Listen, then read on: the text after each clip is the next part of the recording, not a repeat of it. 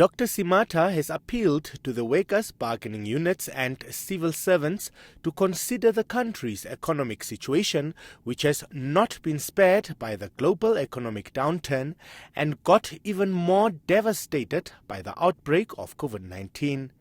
He says government has indeed been awarding salary increments over the years and will not deliberately ignore the plight of its people.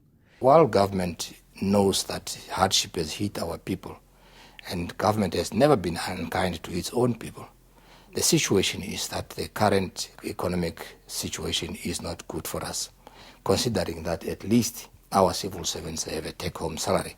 He explained a subcommittee had a relook at the demands made by the unions and reworked some of the demands, subsequently affecting minor reductions on some of the requests that were initially put forward to government. One such demand that was reduced was the request of a 10% increase on the basic salary, which the committee reduced to 5%. But he says that the proposed 5% reduction still remained high, as it amounted to about $1.2 billion per annum.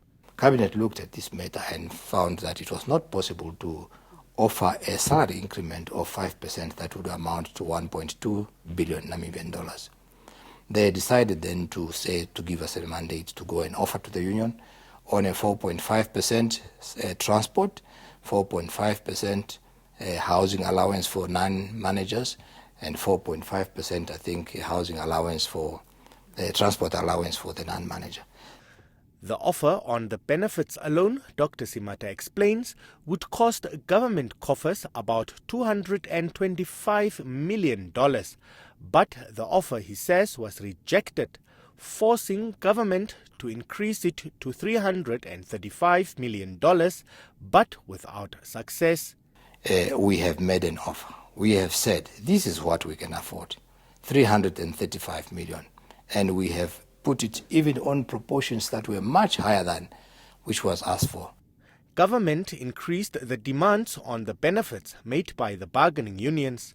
Housing was increased from 4.5% to 14.5% for staff below management.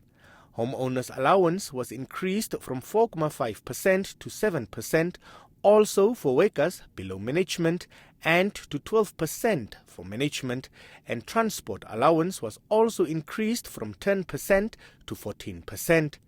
Government has not made any offer on the increment of basic salaries for civil servants. Emil Seibep, NBC News, Windhoek.